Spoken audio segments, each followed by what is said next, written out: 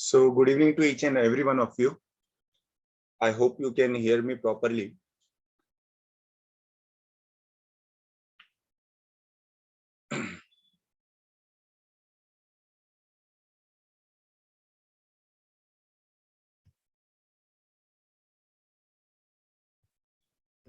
Okay, so we're gonna start our session today. और आज का जो टॉपिक ऑफ डिस्कशन है वो है डिस्मेनोरिया। डिस्मेनोरिया ऐसा देखा जाए तो बहुत ही कॉमन प्रॉब्लम है, यानी कि हमारे जनरल प्रैक्टिस में अगर देखे जो गायनेकोलॉजी ज्यादा करके प्रैक्टिस करता है तो डिस्मेनोरिया के पेशेंट आयुर्वेद की तरफ ज्यादा करके आते ही है। रीजन ये है क्योंकि बहुत सारे ऐसे पेनफुल मेंसेस होते हैं कि जो बिल्कुल भी एनएसएआईडी लेने के बाद भी बहुत सीवियर होते हैं, या एनएसएआईडी या पेन किलर लेने के बाद भी उनको उतना रिलीफ नहीं मिलता। तो इस तरफ वो अपनी अपने आयुर्वेदिक ट्रीटमेंट की तरफ ज्यादा करके आकर्षित होते और हमारी तरफ आते हैं। अब यहाँ जो डिस्कशन है, क्योंकि ये टॉपिक बहुत बड़ा है, लेकिन आज हम लोग एक रिव्यू देखेंगे कि हम अपने जीपी प्रैक्टिस में यानी कि जनरल प्रैक्टिस के अंदर क्या ऐसे आयुर्वेदिक प्रिंसिपल्स और आयुर्वेदिक मेडिसिन को यूज कर सकते हैं कि जिससे हम ये डिस्मेनोरिया के पेशेंट का पेन जो है वो बेरेबल कर सकते हैं, या वो पेन जा भी सकता है, दोनों तरफ से होती है। तो हम इसके कॉन्सेप्ट के ऊपर बात करेंगे कि एक्चुअली आयुर्वेदिक कॉन्सेप्ट में इसे सोचा कैसे जाता है। तो आज का हमारा टॉपिक है डिस्मेनोरिया और इट्स आयुर्वेदिक मैनेजमेंट।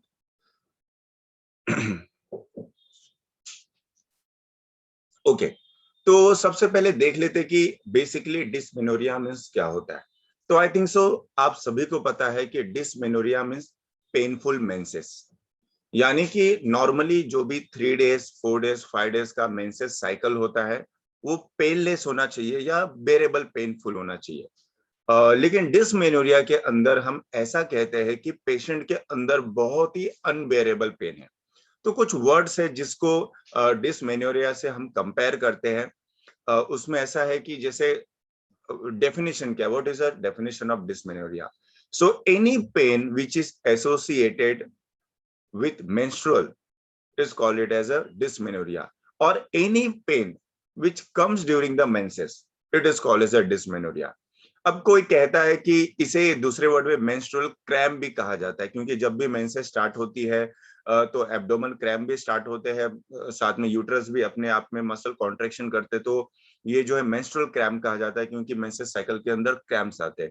दूसरा, इसे दूसरे वर्ड में भी जैसे देखेंगे, दूसरी पैथोलॉजी है कि कॉन्ट्रैक्शन ऑफ यूटेरस, इससे भी पेन आपका ओरिजिनेट हो सकता है। Indirectly difficulty in menstrual flow जो हम देखते हैं डिस्मेनोरिया के अंदर होता है। तो ऑल इन ऑल जो अगर हम लोग 3 वर्ड को अगर हमें पिक करना है तो डिस्मेनोरिया में ऐसा होता है कि सबसे पहला कि you get a pen during the menses और अनबेरेबल पेन, यानी कि हम उस डिस्मेनोरिया की बात करेंगे जो पेशेंट हमारे पास लेके आता है जो अनबेरेबल पेन होता है, और फिर कैसे हम उसको आयुर्वेद में कंपेयर करते हैं। दूसरा, ये जो भी पेन का पैथोलॉजी है, हमें ऑफ कोर्स पता है कि वहाँ लॉट ऑफ प्रोस्टाग्लैंडिन जो है इंक्रीज होते हैं, जो अपने आप में जो इन्फ्लेमेटरी मार्कर होते हैं और जिसके कारण मेंसेस इंड्यूस भी होता है। बट कभी कभी अगर उसकी अमाउंट ज्यादा होता है, उधर क्वांटिटी ज्यादा होता है, इन्फ्लेमेटरी मार्कर बढ़ जाए तो ये बहुत ही अनबेरेबल पेन होता है। और ज्यादा करके पैथोलॉजी हमारे पास ये है कि ये पेन जो है एक मस्कुलर भी हो सकता है, यानी कि आपका मेंसेस के टाइम पे हो सकता है एब्डोमल क्रैम्प आने लगे, हो सकता है मेंस्ट्रुअल के टाइम पे जो है यूट्राइन कॉन्ट्रैक्शन के कारण भी जो है क्रैम्प जो है ओरिजिनेट हो सकते हैं। तो इसके ऊपर बहुत सारे हाइपोथेसिस है, आई थिंक सो उसके ऊपर हम नहीं जाते डायरेक्टली, हम ये देखते हैं कि सबसे पहले इसे कंपेयर कर कैसे करते हैं। तो ये श्लोक आई थिंक सो सबको पता है, हम सभी को पता है कि जो डिस्मेनोरिया है यानी कि पेनफुल मेंस्ट्रुएशन है, ये कंपेयर किया जाता है कष्टार्थो, यानी कि नॉर्मली हम लोग कष्टार्थो ये वर्ड लिखते हैं, लेकिन संहिता के अंदर कहीं भी कष्टार्थो जैसे एक डिफरेंट एंटिटी नहीं आई हुई है, यानी कि एक व्याधि नहीं आया हुआ है।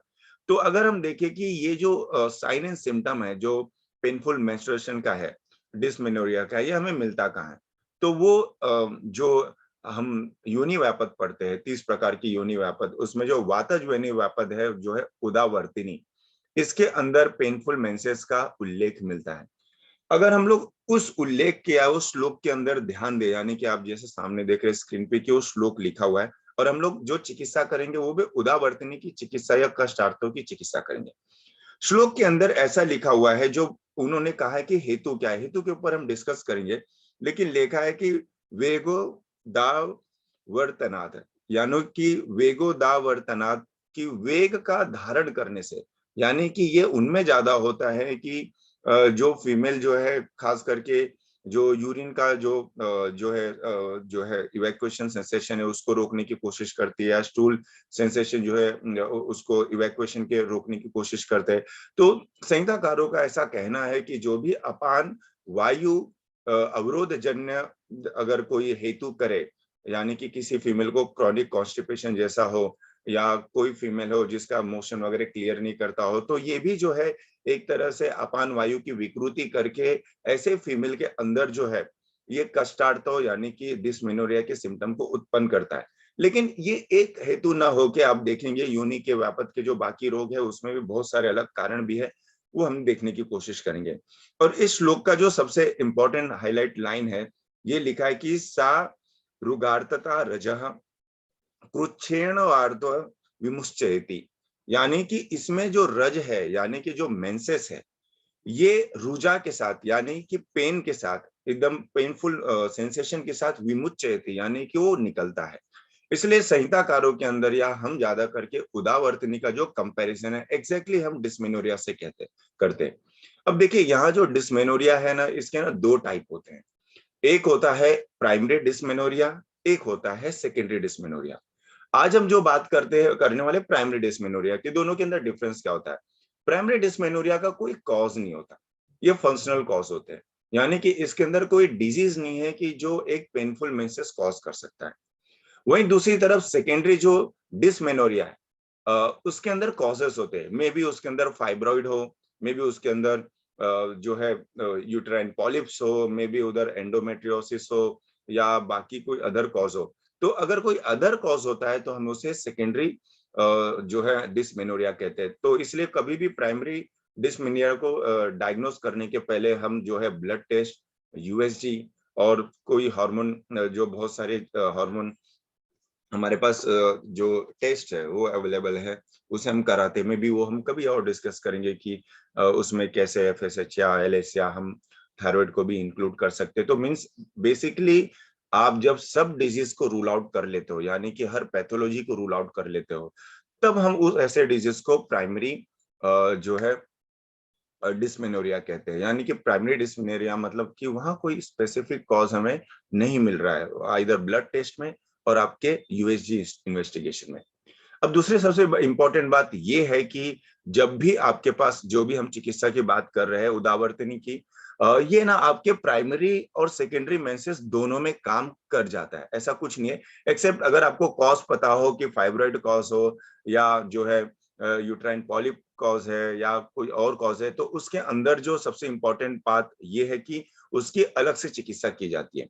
तो यहाँ हम उदावर्तनी यानी कि डिस्मेनोरिया का जो है एक कॉमन जो सिम्टम है उसके ऊपर बात करेंगे। यानी कि उदावर्तनी योनि व्यापक में सबसे इंपॉर्टेंट पार्ट है कि वेदना युक्त आर्तों का प्रवृत्ति होना। अब इसमें दोनों आते हैं, हो भी ऐसा सकता है कि मेंसेस जो है बहुत ही स्कैंटी हो, कम हो और पेनफुल हो, और कभी कभी ऐसा भी होता है कि मेंसेस नॉर्मल है लेकिन फिर भी पेनफुल होता है।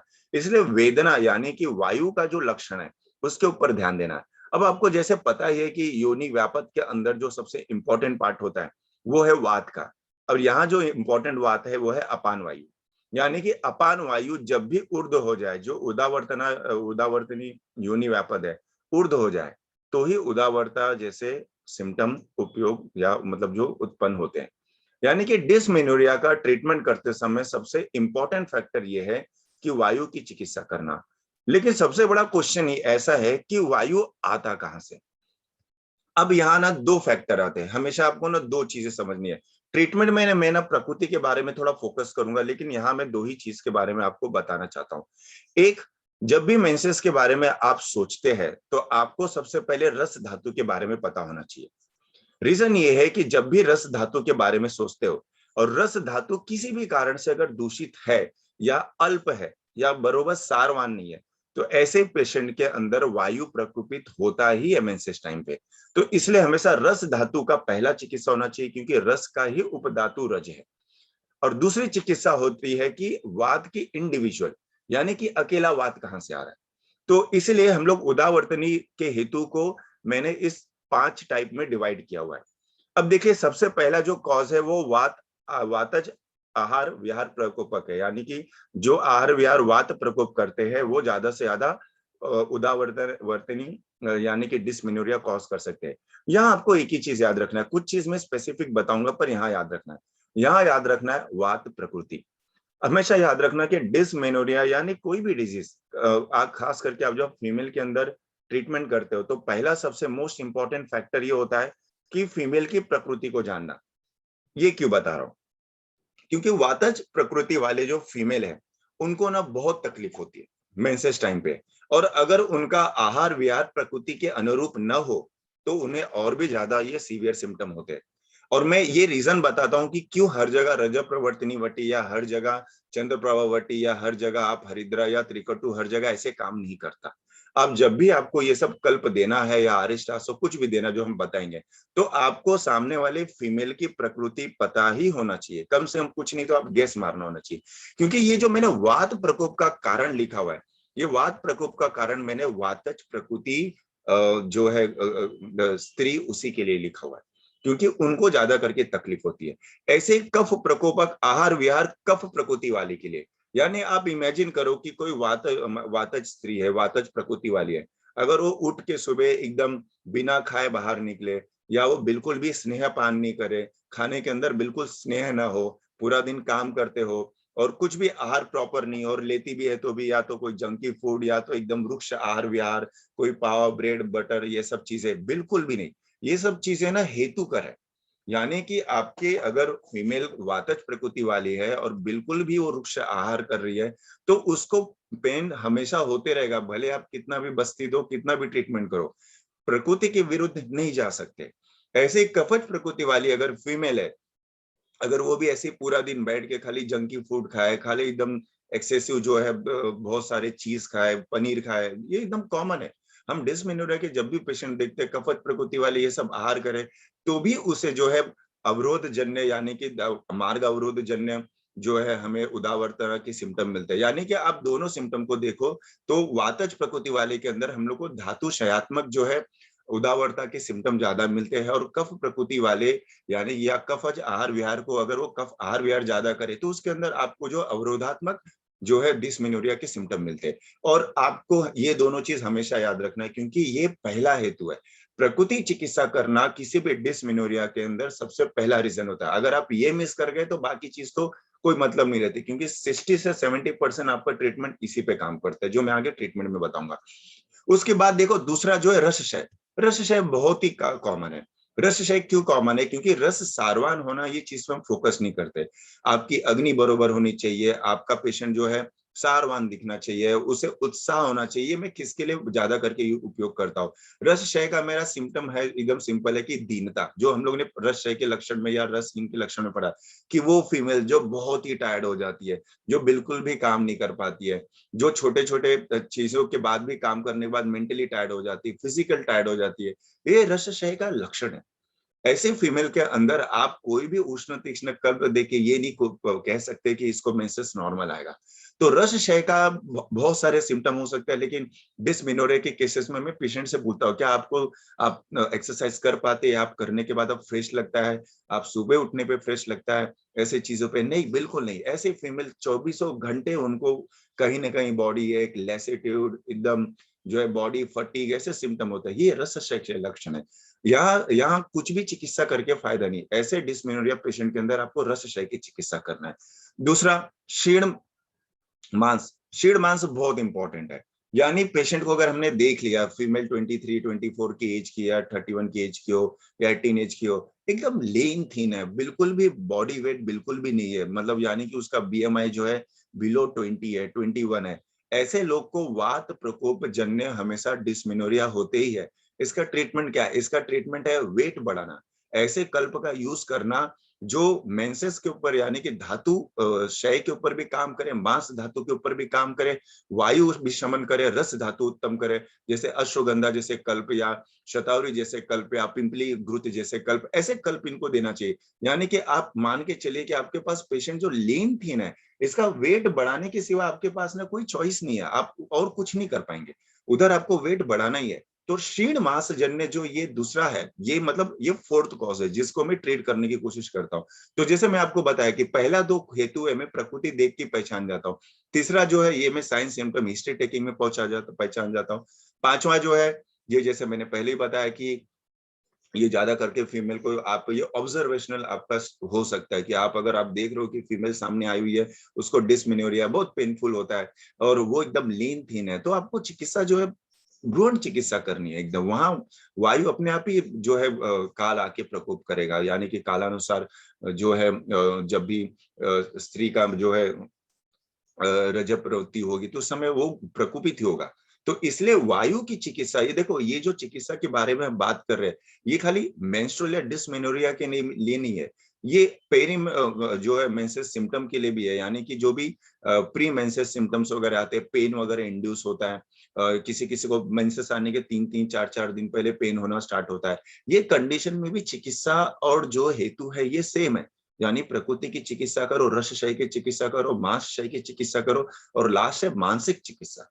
मानसिक चिकित्सा की यानी कि वो फीमेल जो बिल्कुल भी जिसकी स्लीप प्रॉपर नहीं है, जो एकदम लेट लेट नाइट सोती रहती है, देखो लेट नाइट स्लीप वगैरह है, अभी वो छोड़ेगी कि नहीं हैबिट वो तो पता नहीं, लेकिन ऐसे जगह पे जैसे मेरे मेरे पास कोई फीमेल आती है और कहते हैं कि मैं 3 बजे सोती हूँ या 4 बजे सोती हूँ या 5 बजे सोती हूँ, इतना लेट सोता, तो ये एकदम शॉर्ट शॉर्ट मतलब काफी इंपॉर्टेंट है कि ऐसे समय में जो भी वायु की प्रकोपित होती है या मानसिक गुण से प्रकोपित होती है, यानी कि देखो ये जितने भी चीजें मैं बात कर रहा हूँ, ये हर जगह ना मैं वायु के उद्भव का स्थान कर रहा हूँ। और क्षीण मासिक से यानी कि जब भी मानस रोग होता है, ये थोड़ा सा मैं स्लाइड में एक गड़बड़ी हो गई कि क्षीण मास में मैंने वात पित्त लिखा है, वैसे मानसिक के अंदर वात पित्त आना चाहिए। यानी कि मानसिक दोष जब मांस के मतलब मानसिक गुण यानी कि लेट नाइट जागरण करने से या बहुत ज्यादा चिड़चिड़ापन ये सब होने के ऐसे पेशेंट है, और आपका मेंसेस जो है बहुत ही इरेगुलर है, यानी कि ये वैसे ही कि जिसका स्लीप कम हो उसके अंदर भी कफ क्षय होगा और पित्तवात दोनों बढ़ सकते हैं, इससे भी जो है डिस्मेनोरिया होगा। और दूसरा कंडीशन ऐसा है कि इसके अंदर हम लोग जो है पित्त भी प्रकोपित हो सकती है, वो भी डिस्मेनोरिया कॉज कर सकते हैं। तो मानसिक गुण के अंदर वात पित्त दोनों के अंदर कैपेबिलिटी रहती है गुण वृद्धि की, लेकिन ज्यादा करके डिस्मेनोरिया के अंदर हम वात को पकड़ के चलते हैं। तो इसलिए चिकित्सा करते समय ये पांचों की चिकित्सा एकदम अलग होती है, एक दूसरे से बिल्कुल मैच नहीं खाते, बिल्कुल नहीं। और बस्ती जैसे चिकित्सा ये पांचों को एक साथ कवर करने की कोशिश करते हैं, लेकिन आप देखेंगे कि वात प्रकोप, रस क्षय, मांस क्षय, मानसिक चिकित्सा ना कभी कभी ना एक ही लाइन ऑफ ट्रीटमेंट में हो जाती है। लेकिन कफ प्रकोप, कफ प्रकृति वाले जो या कफज आहार विहार वाले, इसकी चिकित्सा बहुत अलग होती है।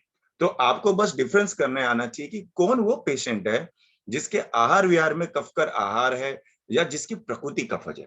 कफज प्रकृति वाले को पकड़ना और अलग करना ये बहुत इंपॉर्टेंट है, मैं आगे बताऊंगा क्यों। अब सबसे बड़ी बात इसमें जो नेक्स्ट पॉइंट है कि चिकित्सा में जैसे मैंने पहले ही बताया कि जैसे आपने पेशेंट को आपके सामने देखा, तो पहला आपका है कि पहले आप उसको ना डिसाइड करो कि वातज है, पित्तज है, मतलब या कफज प्रकृति है। पित्तज बाय डिफॉल्ट कहीं ना कहीं कम ज्यादा फीमेल में हमें दिखता ही है। शारीरिक गुण अलग, मानसिक गुण अलग, लेकिन जैसे मैंने वही बताया कि गैस मारने की कोशिश करो कि सामने वाले का प्रकृति क्या है। सबसे इंपॉर्टेंट है कि वातज प्रकृति का अगर चिकित्सा है, यानी वातज प्रकृति वाली पेशेंट है और आपके पास डिस्मेनोरिया की सिम्टम लेके आइए, तो आपके पास जो लाइन ऑफ ट्रीटमेंट होना चाहिए पूरी वातज की होनी चाहिए, जो मैं आगे बताऊंगा। और अगर कफज की है उसकी जो है बॉडी प्रकृति, तो पूरी कफज की चिकित्सा होनी चाहिए। अभी नेक्स्ट कि बोल के क्या फायदा, यानी कि इंपॉर्टेंट क्या है। समझो मेरे पास पेशेंट एक लीन पेशेंट है, वातज है, अभी मानसिक जो है अगर वातज गुण है तो भी उसको कंसीडर करो, शारीरिक वातज है तब तो डेफिनेटली कंसीडर करो। और जहां तक हमने नोटिस किया ना कि देखो मानसिक गुण ना थोड़ा अमाउंट में इफेक्ट करती है, ये तो बात है, लेकिन वो ट्रीटमेंट से जाती है।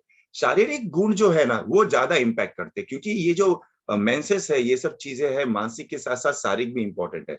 वातस चिकित्सा सूत्र के अंदर सबसे पहली बात मैंने देखो साइड में एक ही टैबलेट लिखा है, मैंने लिखा है चंद्र प्रभावती। मैंने क्यों लिखा है? क्योंकि जब भी मेंसेस जो है डिस्मेनोरिया के पेशेंट हमारे पास आते हैं, कभी हम रिसर्च आर्टिकल में पढ़ लेते कि रजः प्रवर्तिनी काम करती है तो हम उसको रजः प्रवर्तिनी देने लगते हैं। कभी हम लोग पढ़ते हैं कि चंद्रप्रभा काम करती है तो चंद्रप्रभा देना चालू करते हैं, पर ना ऐसा नहीं दिया जाता है।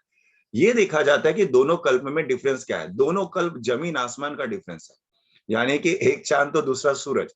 मतलब चंद्र प्रभावती के अंदर जितना शीतलता शीतलता है, जितना उसके अंदर बल्य गुण है, जितना वो रसायन है, ब्रूहण है, जो रज प्रवर्तिनी वटी है उतना ही उष्ण है, उतना ही रुक्ष है, उतना ही तीक्ष्ण है। एकदम दोनों अलग है। तो आप उसको दोनों हर एक मेंसेस पेशेंट के अंदर पेन कम करना है, पेन कम करना है दे के नहीं मतलब स्टार्ट कर सकते। वातज प्रकृति के पेशेंट अगर हमारे पास आते हैं तो वहां चंद्रप्रभावटी जैसे कल्प काम करता है, या चंद्रप्रभावटी के कॉन्सेप्ट जैसे कल्प काम करते हैं। जहां कफज प्रकृति वाला आता है वहां हमें रज प्रवर्तिनी वटी या त्रिकटु या खाली पिंपली या खाली मरीच या ये सब चीजें देखे काम आ जाती है। यानी कि जो हम लोग पढ़ते हैं या जो हम लोग नॉर्मली बिहेवियर में देखते हैं कि लोग कहते हैं कि अरे आप मेथी का चीज ले लो आप, या काला जाजी यानी कि यवानी वगैरह इसका चूर्ण मिला के, ये सब हल्दी वगैरह ये सब मिला के पिया करो। तो यस पिया करो, काम आएगा, पर हर बार नहीं काम आएगा। ये जो खास करके वातज पेशेंट वाले के लिए मे बी शॉर्ट टर्म आपको ट्रीटमेंट या रिलीफ दे, लेकिन लॉन्ग टाइम आपको कुछ बहुत ज्यादा बेनिफिट नहीं देगा।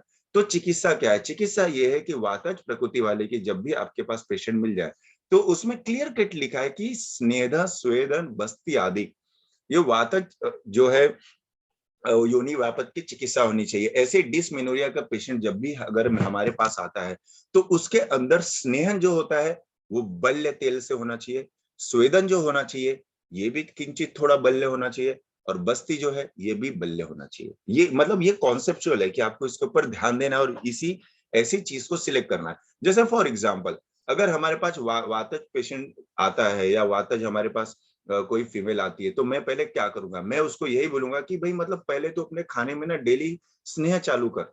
अभी स्नेह अगर आप पेशेंट बरोबर अफोर्डेबल है, पंचतिक्त घृत दो, या आप 10 मूल घृत दो, या अश्वगंधा घृत दो, संप्राप्ति देख के दो। लेकिन ये इंपॉर्टेंट है क्योंकि बिना स्नेह पान के जो मतलब पेन है ये नहीं जाएगा। और ये जितने भी चीजें मैं बोल रहा हूँ ये कोई भी एक्यूट ट्रीटमेंट नहीं है। सब जो है आपको प्री प्लान करके करना पड़ेगा। मतलब आप सोचोगे कि ये कौन से पेन चालू हो और मैं वहां स्टार्ट करूं, नहीं, वहां नहीं काम करता। आपको ही पहले से प्लान करना पड़ेगा कि आप घृत पान पहले दो, अग्नि दीपन करके उसका घृत पान कराओ, और उसे पहले से ही स्वेदन देना चालू करो। अभी स्वेदन जो है यहाँ जो भ्रूण स्वेदन मैंने लिखा है, ये भ्रूण स्वेदन ऐसा हो सकता है कि आप एरंड पत्र का जो है स्वेदन कर सकते हो।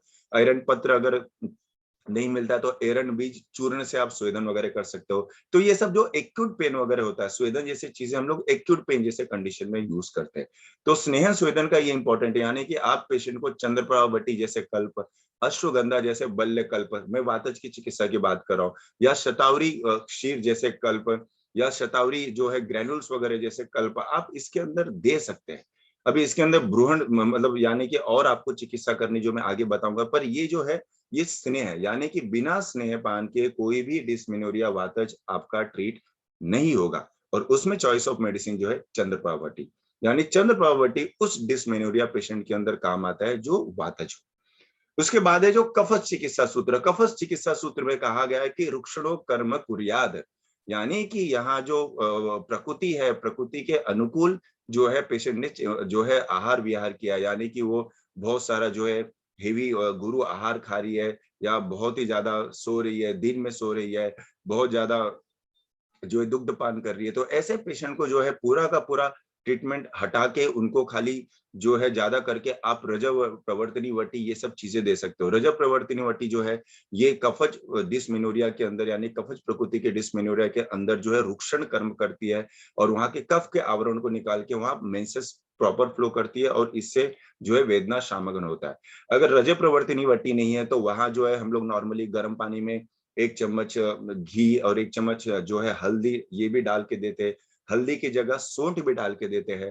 तो ये जो चीजें हैं, यानी कि जो सूंठ जैसी चीज है ये थोड़ा स्नेह गुणात्मक है, लेकिन उष्ण कटु है।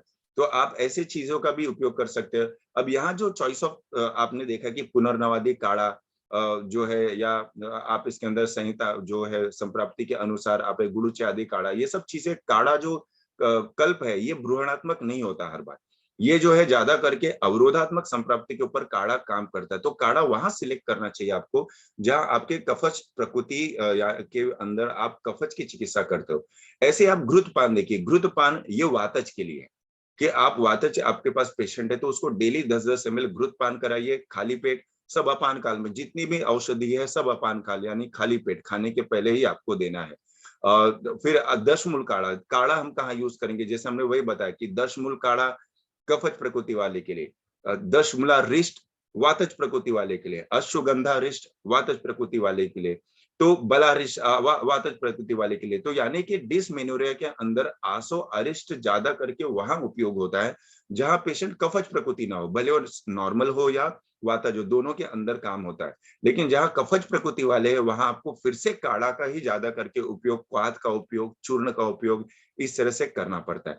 तो ये हमेशा एक चॉइस होता है कि आप जब भी डिस्मेनोरिया का ट्रीटमेंट करते हो तो आपके सामने कल्प की चॉइस क्या है। अब इसके अंदर बहुत अलग अलग भी चॉइस है। अभी कोई पूछेगा पत्रांगासो क्यों नहीं कहाँ यूज करते, कुमारी आसो कहाँ यूज करते हैं, या हम अशोकारिष्ट कहाँ यूज करते हैं, ये आपको ना स्पेशल संप्राप्ति के अनुसार यूज करना पड़ेगा। जैसे एग्जांपल आप देखो कि आपके पास अगर कोई मानसिक व्याधि जन्य जो है आपको दिख रहा है कि लेट स्लीप है करती है, बहुत लेट्स होती है, और उसको अगर डिस्मेनोरिया है, तो ये सब ना यूज करके मैं सारोसोतारिष्ट जैसे कल्प यूज करूंगा। अगर मुझे मालूम है रस क्षय के सिम्टम ज्यादा है तो मैं उसको अश्वगंधारिष्ट के साथ उपयोग करूंगा, पंचतिक्त के साथ। अगर मुझे पता है कि वो मांस क्षय के कारण ज्यादा है तो फिर से वापस से अश्वगंधारिष्ट या पिंपली आसो ये सब चीजें कल पर यूज करेंगे। तो ये जो है हेतु के अनुसार आपकी चीजें सिलेक्ट होती है, लेकिन जो फॉर्मुलेशन है वो फिक्स होना चाहिए, यानी क्वाथ ज्यादा करके आप कफज के लिए और आसौरिश ज्यादा करके वातज के ऊपर आपको ध्यान देना है। अब यही बात है कि स्नेहपान और बस्ती, स्नेहपान क्या करना चाहिए वातज वाले को, जो है स्नेहपान में जैसे मैंने पहले बताया कि आप पंचतिक्त यूज कर सकते हो, आप अश्वगंधा घृत यूज कर सकते हो, 10 यूज कर सकते हो, पेशेंट अफोर्डेबल कितना कुछ नहीं है तो प्लेन घृत, गाय का घृत ऑल टाइम काम करता है, एनी टाइम। अभी यहाँ बात आती है कि ऐसे लोगों के अंदर बस्ती चिकित्सा श्रेष्ठ चिकित्सा है। यानी इस पेशेंट को जिसको मेंसेस होता है उसके 2-3 दिन पहले से अगर 3 बस्ती मात्रा बस्ती दे दी जाए तो इससे भी उनके मेंसेस कम होते हैं। लेकिन अगर प्रॉपर योग बस्ती फॉलो किया जाए तो इससे उनका मतलब हर साइकिल, हर महीने में 7-7 डेज जो होता है, जो है यानी कि डेट ऑफ जो मेंस्ट्रुअल है उसके 3-4 मतलब 1 हफ्ते पहले से अगर प्लान करके दिया जाए तो ऐसे में भी जो वेदना होती है वो काफी कम होती है। यानी कि ये जितने भी लाइन ऑफ ट्रीटमेंट है ये आपको मेंसेस आने के पहले करने। तो उसके अंदर जो बस्ती है, बस्ती सेंधवादी तेल सबसे चॉइस होता है। सेंधवादी तेल ज्यादा करके आप वातज और कफज दोनों के लिए अंदर यूज करते हैं। लेकिन आप अगर प्लेन तिल तेल की भी योग बस्ती दे तो भी दोनों जगह पे काम करता है। खाली ये है कि आपका जो कल्प यानी जो पान है और जो आपको क्वाथ है, आरिस्ट है, आसो, ये आपको बस सोच के आपको वहां यूज करना है। यानी बस्ती जो है अल्टीमेट ट्रीटमेंट है, और बस्ती हर महीने अगर आप 7-7 डेज बिफोर मेंसेस दो तो काम करती है। लास्ट पॉइंट ये है कि अगर बहुत सारे लोग पूछते हैं कि सर फिर भी अगर जो वहां आपका मेंसेस अगर जो है अगर हमें एक्यूट कंडीशन में काम करना है कि अगर पेशेंट को बहुत ज्यादा पेन है तो क्या कर सकते हैं, तो ऐसे जगह में जो प्रैक्टिस में हम यूज करते हैं वो हमारे पास 2 टैबलेट्स है। एक है धन्वंतरी जो है 101 टैबलेट। धन्वंतरी 101 टैबलेट जो है ये मेंसेस के अंदर काफी काम आती है। यानी कि आप अगर फीमेल को एक्यूट पेन हो रहा है तो ये 2-2 टैबलेट आप बीडी में यूज करते हो जब तक उसका पेन नहीं चला जाता, क्योंकि बहुत सारे ड्रग है जो कॉन्ट्रा इंडिकेशन होते हैं जो मेंसेस में नहीं दे सकते, पर धन्वंतरी जो है तेल कैप्सूल 101 आप दे सकते हो। दूसरा जो अनुभूत योग है जो हम प्रैक्टिस में यूज करते हैं, जो हमें ऐसा लगता है कि है इंटरेस्टिंग है, वो है हमारा मीनोक्रैम्प। मीनोक्रैम्प ये महर्षि फार्मा बनाती है। ये भी एक ऐसा चीज है कि जो आप सेफली मेंसेस के अंदर दे सकते हो। इसका भी डोज 2 BD है।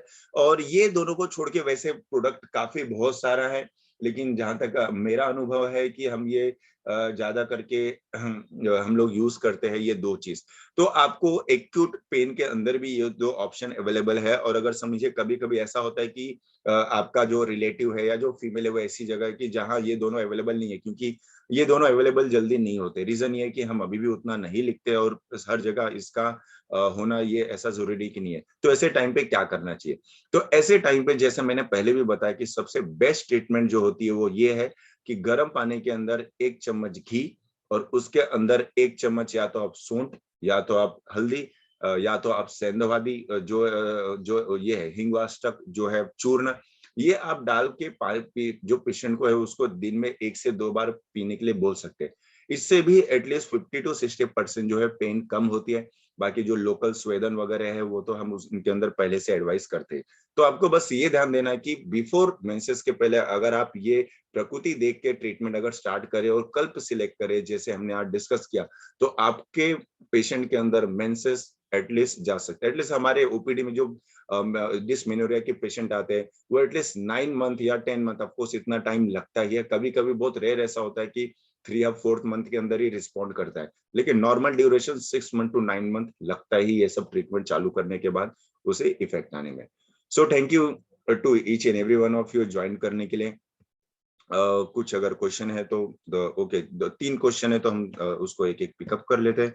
कि एक पहला क्वेश्चन है कि मेंसेस के अंदर स्नेहपान करना चाहिए, तो ऑफ कोर्स नहीं करना चाहिए, लेकिन जैसे मैंने बताया कि प्लेन ग्रोथ को आप सूंठ या तो हरिद्रा या तो हिंगवाष्टक जो है आधा चम्मच एक मिला के जो है आप ले सकते, तो ये सेफली ले सकते, लेकिन प्रॉपर जो हमारा ग्रंथोक्त घृत पान है वो नहीं कर सकते क्योंकि वो शमन मात्रा है। धन्वंतरी 101 कैप्सूल में तेल ही होता है लेकिन मात्रा काफी कम है, तो हम लोग दे सकते वो।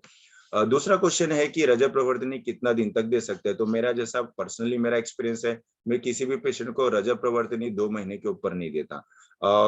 अगर और फिर दूसरा प्रकृति देख के, जैसे कि काल देख के, अगर आप अक्टूबर हीट वगैरह है उसको ज्यादा सिम्टम अगर बढ़ती है पहले तो हम दे देते, अगर उसके बाद कुछ सिम्टम ऐसे आते हैं तो हम बंद कर देते, यानी कोई बर्निंग सिम्टम या मेंसेस में ब्लीडिंग वगैरह ज्यादा होना, तो ये सब चीज में बंद कर सकते हैं। बस्ती उत्तर मार्ग से नहीं, मैं उत्तर मार्ग बस्ती नहीं बोल रहा हूँ, क्योंकि देखो क्या होता है कि यंग फीमेल जो होती है उसके अंदर उत्तर बस्ती देना बहुत ही रिस्की है, क्योंकि जितनी भी फीमेल है खास करके अनमैरिड वर्जिन होती है, तो उसके अंदर हम उत्तर बस्ती तो जल्दी नहीं करेंगे, और जो इसमें एक्सपीरियंस नहीं है तो इसमें थोड़े बहुत प्रॉब्लम होने लगते हैं। दूसरा क्वेश्चन है कि इसलिए मैंने जो बात किया है, मैंने जो बस्ती मार्ग यानी इंटेस्टिनल मार्ग से बात किया है, वो मेरा मतलब कहना था। ग्रोथ के अंदर वाटर कितना जाना चाहिए, तो जैसे मैंने वही बताया 100 ml अगर वाटर हो तो उसके अंदर 1 चम्मच ग्रोथ और आधा चम्मच जो है सेंधव, सॉरी सेंधव नहीं, आपका जो है हिंगवाष्टक या आपका शुंठी, आपका हरिद्रा हो सकता है। उत्तर बस्ती आप दे सकते हैं, लेकिन जैसे मैंने वही बताया कि डिसमेनोरिया वगैरह चीज के लिए मैं उत्तर बस्ती तो नहीं करूंगा, क्योंकि बिना उत्तर बस्ती के भी ट्रीटमेंट रिलीफ मिलता है। ओके, ओलिगोमेनोरिया हम शायद फिर कभी और डिस्कस करेंगे, क्योंकि हमारा टॉपिक ऑफ डिस्कशन डिसमेनोरिया है। मेंसेस डाइट ये साइड चार्ट में आपको भेज सकता हूँ, आप उसको यूज कीजिए। हाँ, चंद्र एक अच्छा इंटरेस्टिंग क्वेश्चन है कि चंद्रप्रभा और रजत प्रवर्तनी वटी मेंसेस में डिसकंटिन्यू करना चाहिए। ऑफ कोर्स डिसकंटिन्यू करना चाहिए, क्योंकि मेंसेस के अंदर जैसे मैंने वही बताया, आपके पास 2 ही चॉइस है कि आपके पेशेंट को अगर फिर भी पेन हो रहा है तो you can take either Dhanvantari 101 capsule जो है तेल का, या तो आप मीनोग्राम महर्षि फार्मा का, या 2 ले सकते हैं। तो मेंसेस में ज्यादा दर्द हो तो क्या करना चाहिए, यही 2 टैबलेट जो मैंने बताया, या आप ऐसे कंडीशन में यूज कर सकते हो। ओके, तो so thank you to each and every one of you join करने के लिए। फिर भी कुछ आपको शेयर करना, डिस्कस करना, you can share in our group. So thank you to each and every one of you and have a good day. Thank you.